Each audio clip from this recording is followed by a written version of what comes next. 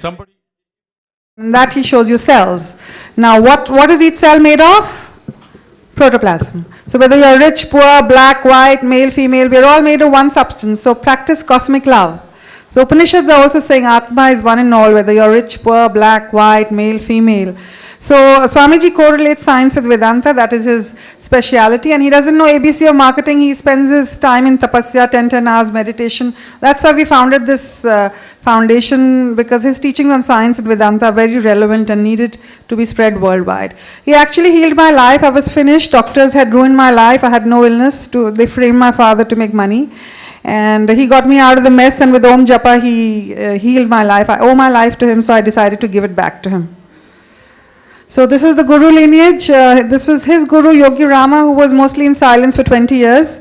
And Yogi Rama's Guru Ramana Maharshi, who was in silence for more than 50 years. Ramana Maharshi is world famous, and in his last stage he had cancer, but he never took any medicine.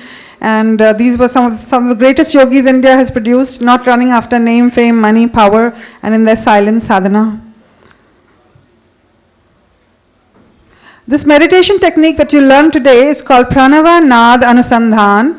Pranava means Om, Nada means sound, and Anusandhan means research. Some of the many benefits of meditation: it builds the immune system, increases energy levels, relaxes nervous system, reduces dependency on medicines, builds focus, concentration, memory, and willpower, boosts self-confidence, develops intuition. If you think of a problem and sit down to meditate, intuitively you'll get answers. Cuts stress and psychosomatic diseases. Stress and psychosomatic disease is a $1 billion industry, but if you meditate regularly, you can cut your stress levels. Makes mind peaceful, stable, and equipoised in the ups and downs of life. We all go through ups and downs, but if you learn to meditate, you can watch it all like a drama and be mentally unaffected. Improves relationships. So many divorce cases have been solved just by meditation. They've stopped fighting. Finally leads to enlightenment. That is the real goal of meditation, but people nowadays are only interested in money, marriage, and not moksha, so we are marketing the other side effects. This is Dr. Nigam. He is the author of this book, 40 Minutes with God. He has written, during meditation and prayer, the brain's alpha waves change to theta waves, shifting one to a state of deep relaxation. This triggers a positive parasympathetic response and results in lowering stress, anxiety, tension, heart rate, blood pressure, and oxygen consumption. These are brain waves you can see. Beta waves, the brain waves go like this. Then as you meditate, the brain waves slow down, theta, delta. So this is all scientific research which has proved the power of meditation. Studies on meditating patients showed AIDS patients, their T cell counts increased, heart disease patients showed heart reversal, depression got reversed, cancer patients showed remission, chronic pain got decreased. There are 3 types of suffering. Now, where are you sitting right now? Where are you sitting right now? In a chair, okay. Currently we are in Mrityu Loka. There are 3 kinds of suffering which can finish anybody at any time in Mrityu Loka, whether you're Ambani, Birla, Tata. 3 kinds of suffering can finish us at any time. This is Adidevika, natural disasters. Delhi is on a major earthquake ridge. Just recently we had an earthquake. If it was just 2 point more, the whole of Delhi would have gone in a second. Adibhautika, man-made disasters, war, terrorism, murder. 1 nuclear war can finish the whole planet in a second. Adhyatmika diseases, cancer, AIDS, TB, blah, blah. According to your karma, you keep attracting. So it's a temporary place full of misery. It is not our real home.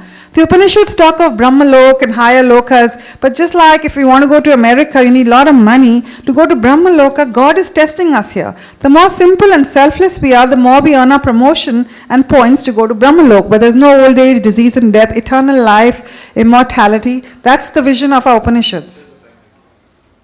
Also, there are 3 kinds of intelligence to pursue, to walk on the spiritual path. First, second, third. First class was Gautam Buddha. He was a prince, and his whole life he could have spent partying. But he saw old age, disease, death. He questioned life, did tapasya, got enlightenment. Second class intelligence, people like me, some problems came, searched for a guru, started some sadhana.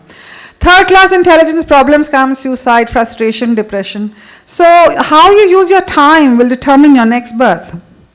Now you want to do an MBA, you want to make money, you want to do an MBA, you need a lot of qualifications. Similarly, to walk on the spiritual path, you need 2 qualifications, Viveka and Vairagya. Viveka, intelligence to understand this is all anitya, dukhale, it's temporary, full of misery, whether you're Ambani, Birla, Tata, we will all disease and die. And Vairagya, how you use your time. Nobody has more than 100 years. How you use your time will determine your next birth. You have 3 hours, you can spend it in partying, or you can use that time in sadhana and doing some selfless work. Choice is yours.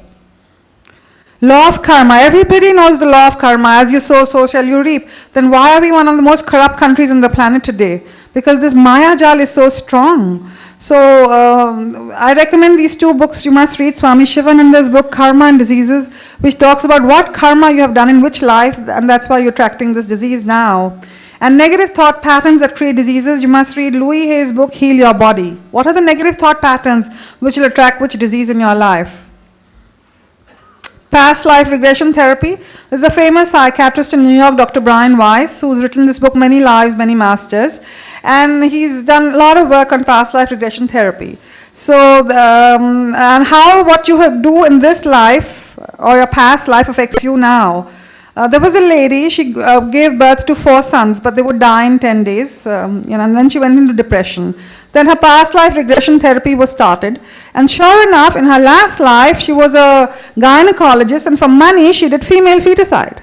Now, in this life, all her sons are dying. So the law of karma, as you sow, so shall you reap. If everyone understood the simple formula, we could wipe out all crime and corruption from this planet.